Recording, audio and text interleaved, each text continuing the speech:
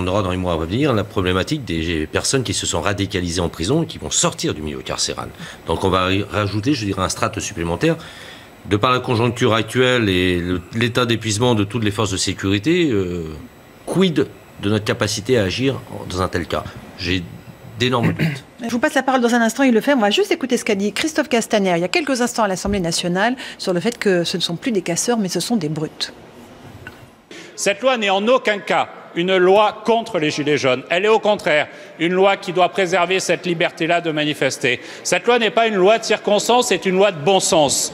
Donner les moyens aux autorités administratives sous contrôle de la justice de façon systématique de faire en sorte que nous puissions dans ce pays manifester quand nous le souhaitons sans pour autant subir les brutes. Parce que je parle bien de brutes, monsieur le député, non pas de casseurs, de brutes, qui considèrent que l'objectif samedi après samedi est de briser des vies et de menacer des policiers. Et donc nous devons nous donner les moyens ensemble de garantir ces libertés fondamentales et en particulier celle de manifester.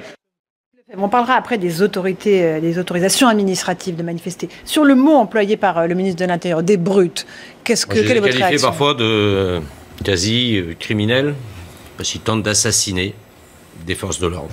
Tentent d'assassiner les forces de l'ordre parce que, et j'en reviens toujours en faisant pas d'amalgame entre les manifestants pacifistes, mais effectivement on a des cas de radicalisation, peut-être de plus en plus, parmi les gilets jaunes aujourd'hui. On a de tout, on a des extrémistes, mais on a surtout, in fine, du casseur de forces de l'ordre. Et là, je m'associe pleinement, je dirais même qu'il est un peu modéré dans ses propos, aujourd'hui Christophe Castaner, parce qu'effectivement, mais vous savez, tout ça, c'est la problématique du maintien de l'ordre. Vous le disiez, on doit à la fois gérer des foules et procéder à des interpellations.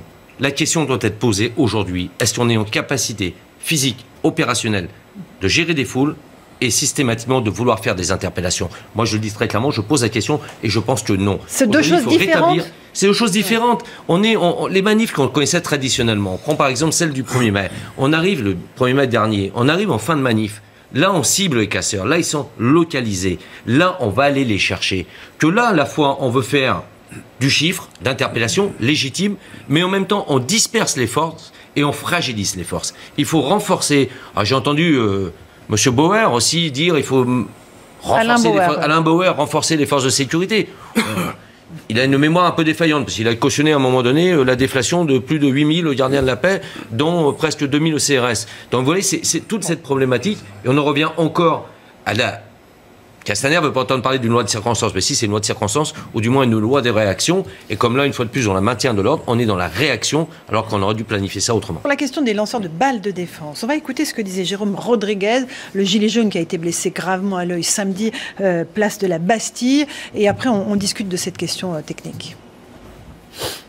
Au moment où je me recule pour les laisser passer, je pense voir mon tireur, je pense voir celui qui m'a flingué, et je me fais la réflexion dans ma tête, je dis tiens, il n'a pas cette fameuse caméra. Mais je ne peux pas le confirmer, parce que vous savez, après, dans l'instant, ça va tellement vite que... Mais pour moi, je ne le vois pas. La photo a été prise de dos du policier qui m'a tiré dessus. Et moi-même, je suis porteur d'une caméra, et je ne vois pas le harnais qui porte la caméra. C'est bien un LBD 40 qui m'a touché. La balle ayant été retrouvée est partie sous scellé pour analyse. L'IGPN m'a confirmé que sur la vidéo, les différentes vidéos qui ont été vues, il y a bien le boom de la grenade et le POC qui suit derrière du tir de LBD. J'ai eu Eric au téléphone qui m'a appelé pour prendre l'état de ma santé. On est resté d'accord qu'il fallait faire un appel au calme, qu'il ne fallait pas s'énerver et ne surtout pas violenter et ne pas casser. Je reste toujours sur le même schéma, je n'ai aucune haine envers personne, je le rappelle, j'ai de la colère tout simplement. Voilà, et il parlait d'Éric Drouet, hein, évidemment, qui dans un premier temps avait appelé au soulèvement et qui, depuis, a rétro-pédalé, a dit qu'évidemment, il ne pensait pas vraiment à ça. Yves Lefebvre, de ce que vous entendez, de ce que dit Jérôme Rodriguez, effectivement, les LBD sont mis en cause dans cette situation ou il faut attendre l'enquête de l'IGPN? Il faut attendre l'enquête de l'IGPN. J'en retiens les propos de la personne blessée, hein, de Jérôme Rodriguez, pardon. Effectivement, lui parle d'un tir de LBD. Je crois que l'enquête aujourd'hui est entre les mains de l'IGPN. Il faut que très vite l'IGPN produise les conclusions de son enquête. C'est-à-dire avant samedi, quand vous dites très vite? Mais je pense que plus vite ça sera, mieux ce sera, effectivement. Parce que moi, je crains que, vous savez, bon, si la réponse atteste effectivement ce que je souhaite, bien évidemment, que mes collègues ne puissent pas être mis en cause, que je souhaite ardemment, parce que je ne suis ni un défenseur du LBD, ni un défenseur du ministre, mais surtout un défenseur des gradés, gardiens de la paix et des gendarmes. Mais ça risque de créer, je dirais, une problématique de suspicion encore samedi prochain si le GPN n'a pas rendu ses conclusions. On va voir. Vous savez que chaque tireur de LBD est soumis quand même, et d'ailleurs Christophe Castaner l'a dit ce matin lors d'une interview, chaque tireur de LBD est soumis au renseignement d'un fichier informatique après opération.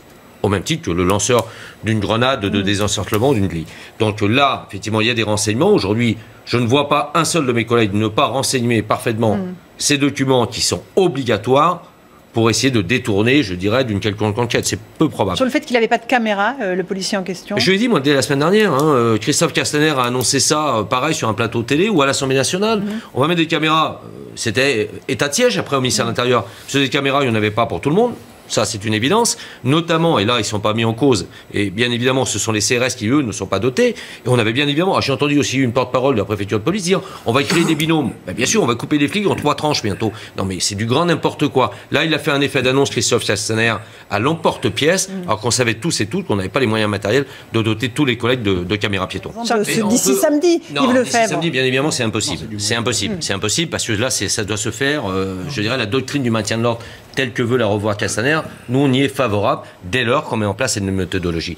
Il faut simplement qu'en première ligne, nous ayons les forces mobiles, gendarmes mobiles, CRS, compagnie d'intervention, et que derrière, on ait des unités qu'on appelle aujourd'hui des DAR, qui puissent aller chercher, l'interpeller, viser la personne à interpeller à un moment donné. Sauf que là, dans la précipitation, une fois de plus, dans le manque de coordination avéré entre la préfecture de police et certains services de la Direction générale de la police nationale, on a été à l'emporte-pièce et on veut faire ce que je vous disais tout à l'heure. On ne peut pas à la fois faire de la gestion de foule et en même temps faire de l'interpellation. Preuve en effet quasiment tous les samedis où c'est très très compliqué. Il y a eu un excellent reportage sur le Parisien, suite à la manifestation de samedi, où les unités mobiles des CRS ont été suivies par des journalistes, filmées par des journalistes. On n'a eu aucun souci. Ce sont les pros du maintien de l'ordre. On ne devient pas boulanger sans savoir faire du pain. Et tout simplement, passez-moi la métaphore, mais elle est là. On envoie mes jeunes collègues dans les DAR qui ne sont pas formés pour ça.